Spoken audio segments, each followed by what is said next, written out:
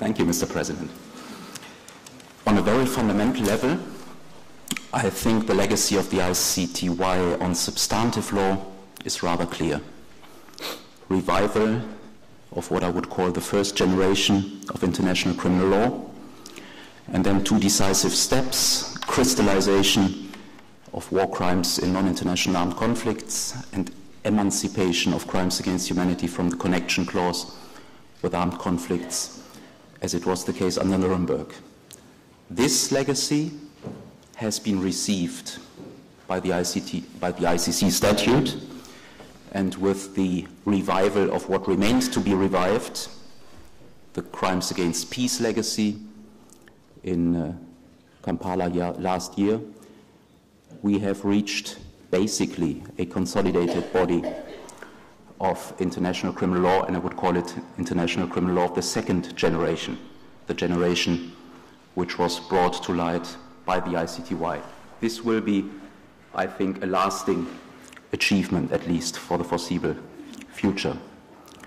Much more difficult, I think, the situation in our panel here, international criminal procedural law. Very important to assess this legacy, because it is also rather easy to foresee that the international community's discussion focus in the next perhaps 10 years will be on international criminal procedure rather than on substantive laws. So it is particularly important to assess the legacy of the ICTY, but it is more difficult, I think. The picture is more nuanced. The starting point has been much more difficult. There was not one law to choose, to rediscover, to re-identify. There was a major choice to be made from a universe of procedural systems. And of course, we all know this ideal type comparison between common law, or the adversarial system, I should rather say, and the inquisitorial system is far too easy. This exists only as an ideal type, and then you have an infinitive variance of national legal solutions. The choice was made initially, and I, of course, speaking as an external observer, I can only believe what I read, but if it is true what I read, then my neighbor here had a crucial role in making this choice. There is one sentence reported from you, Judge McDonald, which goes broadly like this: you want the rules? Here they are. And the ABA proposal of course, essentially adversarial rules were presented to the judges, and that is the initial discussion. I don't think the statute, the ICTY statute, forecasted decisively this choice. It was made by the judges. The reception of this basic choice, when again negotiators in the course of drafting the ICC procedure were confronted to take a stand, was more nuanced. And nobody knows it better than Judge Silvia Fernandez, who is here with us and who had to steer this debate. There was a perception, I guess it is fair to say it was essentially or predominantly a perception voiced, or most powerfully voiced, by France, that the balance was tilted too far towards the adversarial side, and so some elements, some crucial elements of the ICTY procedure were not adopted. The role of the prosecutor in pretrial, at the pretrial stage, was devised differently. The prosecutor's role as an objective fact finder towards both sides was stressed more clearly than in the ICTY statute. The second point, the establishment of a pretrial chamber with a confirmation hearing, clearly differs from what we had at the ICTY. And thirdly, the role of victims participation. Another significant differences were states made the clear-cut decision to deviate from what at this moment in time was not yet a legacy, but a development at the ICTY practice. So the picture, you can see it already from this very basic facts, is more nuanced when it comes to procedure.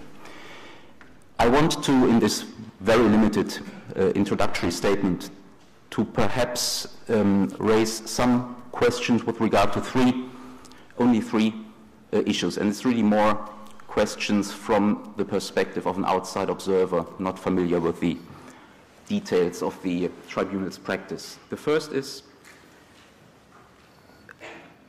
ascertainment of the truth and the role of the parties. Second, some remarks on fairness with a specific focus on fairness to the accused.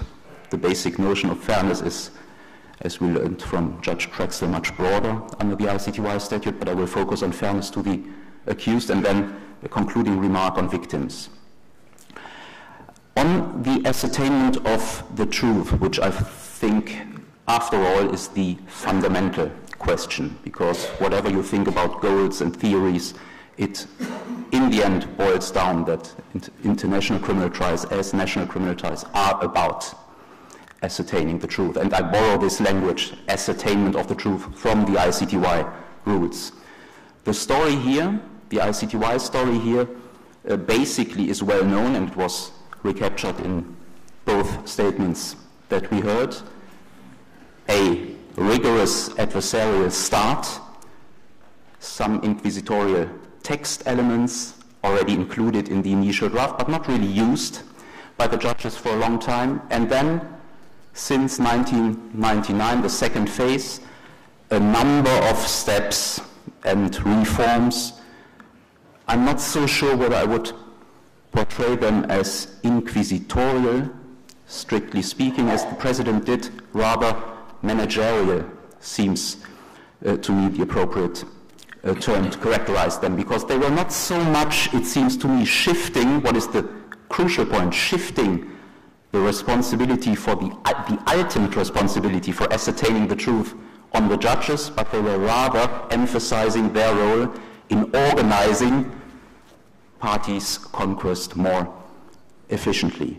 So I would call, with all unavoidable simplification for such a short statement, I would call the legacy here, the ICTY legacy here, a slightly softened adversarial model. The question is, and that would be, I think, an important question to discuss for us, is this the most efficient model for the future of international criminal proceedings? The ICC negotiations have left this basic question essentially open. There was a huge debate during the negotiations whether to make this decisive further step beyond the ICTY legacy and to attribute an obligation on judges to assume ultimate responsibility for the ascertainment of the truth. This suggestion did not prevail.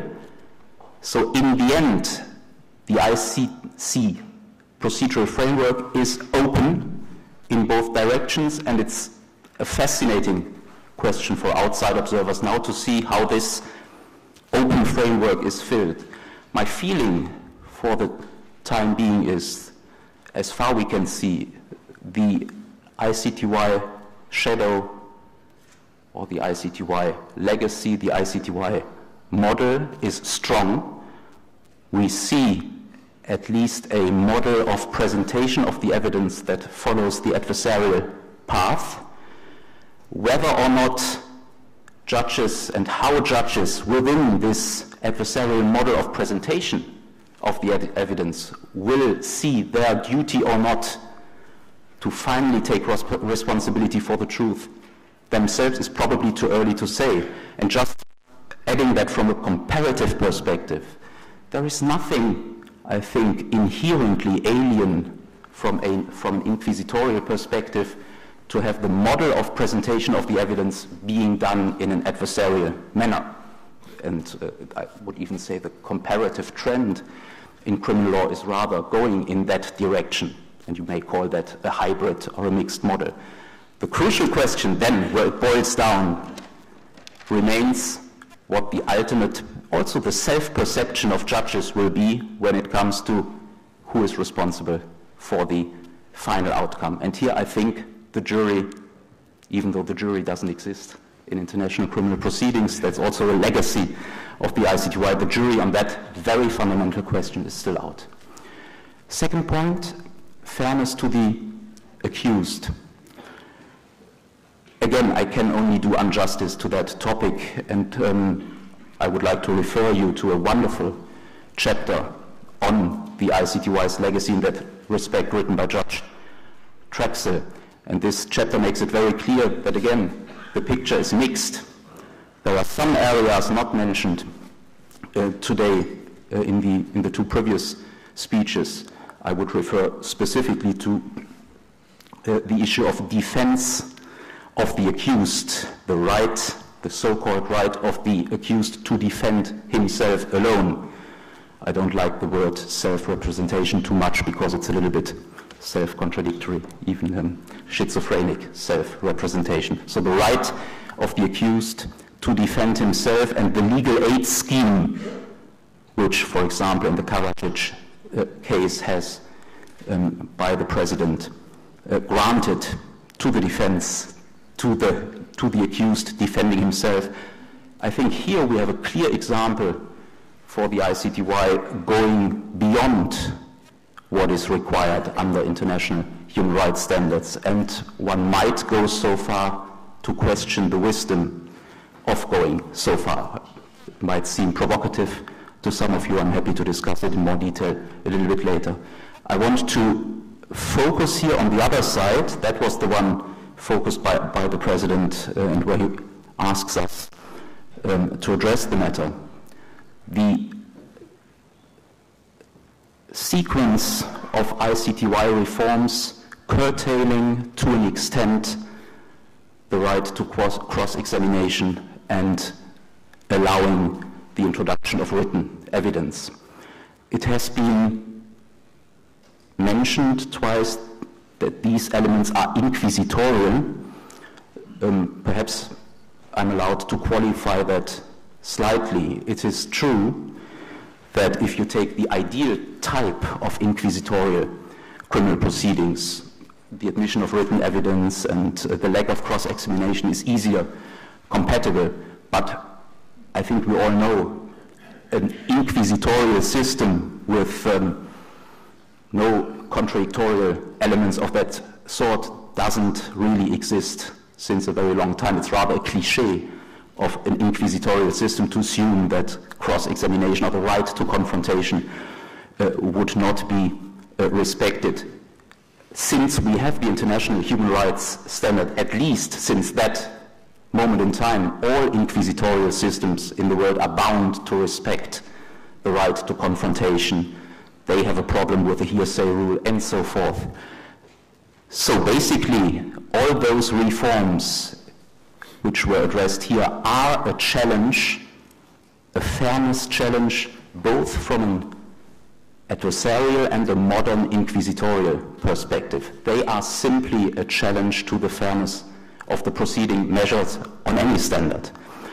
I'm not sure whether I would speak, Mr. President, from fairness as being a driving factor on international criminal proceedings. I think there, rather, the question is really whether it is a judge-driven or party-driven. I would consider fairness as a controlling factor, and here the problem, and therefore I think your choice has been excellent, this curtailing down of cross-examination rules is, of course, whether you like it or not, a lowering of the fairness standard guaranteed to the accused. Saying this and recognizing this does not mean that that was a serious error, a mistake, a flaw, but it raises a question mark whether the rhetoric of international criminal proceedings have, by any means, and we heard this sentence today again, they have to adhere to the highest standards of fairness. Whether this rhetoric can really be upheld sincerely in international criminal proceedings. That's a very, perhaps also a question that not everybody likes, but a question that has to be asked as a result of the experience we have, is it really sensible to put the standard to assessing the success of international criminal proceedings so high to say they are successful only if they meet the highest standards? And I would argue that there are a number of specificities of international criminal proceedings which make it extremely difficult to meet such a high standard. Last point, and very briefly, victims. Here you can perhaps say that the subsequent development of international criminal procedural law departs most clearly from the ICTY legacy, and even within the ICTY, a number of key persons have, so to speak, regretted the non-existence of victim participation rights. I remember Carla Del Ponte's statement in 2000 where she said that's a significant lacuna, and others. In that respect, perhaps one might be tempted to say the ICC statute has remedied a shortcoming of the ICTY's legacy. But my suggestion here would again be to be a little bit cautious and to say the jury is still out. Yes, the ICC has clearly enshrined victim participation rights, and we are now seeing the ICC struggling with putting it into operation. My feeling is from the first instances of ICC practice, problems are huge. So the first question that will go to the test is, will this permanent international criminal jurisdiction be able to manage this huge challenge? And the second question, very important, and it will need, I think, strong empirical studies to assess this. What we can see from the ICC proceedings already is there will be no immediate victim participation at the pre-trial or trial level. Victims will and have to, inevitably, they have to act through legal representatives. So an important question will be to test how important this mediate, this mediate participations of victims will really be for them. So in the end, last sentence, it might be that in that respect, what I would call the modesty of the ICTY procedural model might be reconsidered for its wisdom at a certain moment in time. And perhaps this is one very important, even though perhaps not splendid and not particularly useful for festive speeches, but one important element of the ICTY's legacy, modesty in certain respects, in terms of international criminal procedure, can be very important, helpful, and conducive to bring these high values, these emphatic values on the substantive international criminal law level to life. Thank you very much.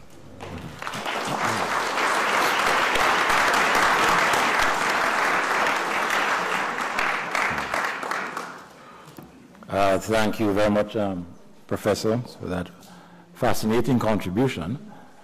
In discharge of my managerial role, however, I want to say that I intend to keep the promise that I made.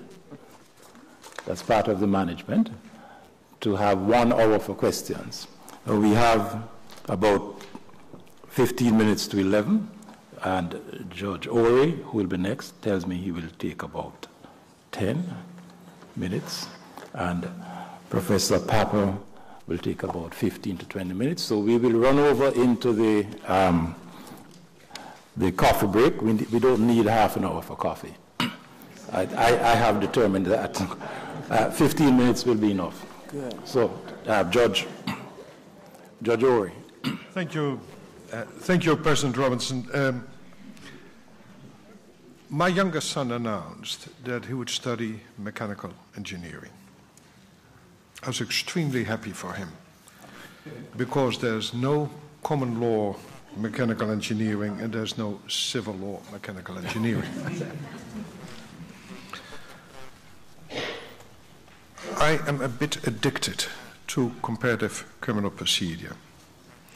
And before I go to sleep, I read an article written by Professor Langbein in the early 90s, explaining that in practice there's not that much difference between the common law and the civil law system. And then sometimes I dream that choosing for either system finally settles the matter. Civil law criminal procedure is more efficient than common law criminal procedure, or the opposite. But then I wake up. And I remember that the common law tradition in the United States has a percentage of 94% of guilty pleas, and that the system would collapse if it would be double or triple. And that only 80% of the cases heard before the ICTY knows a guilty plea. I then ask myself, those founding fathers of the ICTY, they estimated that a trial would take 6 weeks. And Wikipedia tells me that O.J. Simpson alone, only 2 persons that were found killed, took alone 9 months. Politicians would say that was in 1994, so we could know that in 1993, but that's not a very convincing answer. Or perhaps the founding fathers were still living in the Nuremberg era, some 25 cases adjudicated in approximately 1 year.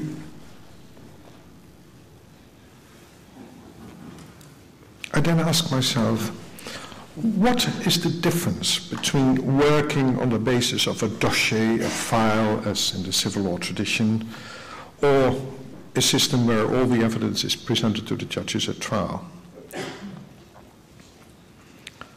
What would be put in such a dossier? At least all the evidential material which we would consider to be of direct relevance for the case, and from which the parties can select what suits their case best. Would that be equivalent in numbers as the disclosure by the prosecution to the defense in the ICTY practice? That is, Rule 68, small ii, potentially relevant material. And what would that mean for such a dossier in a big case? And I rely on the numbers I've taken from an article written by Gillian Higgins about the size and the scope and the scale of the Milosevic case as per November 2005, which is a couple of months before Mr. Milosevic died.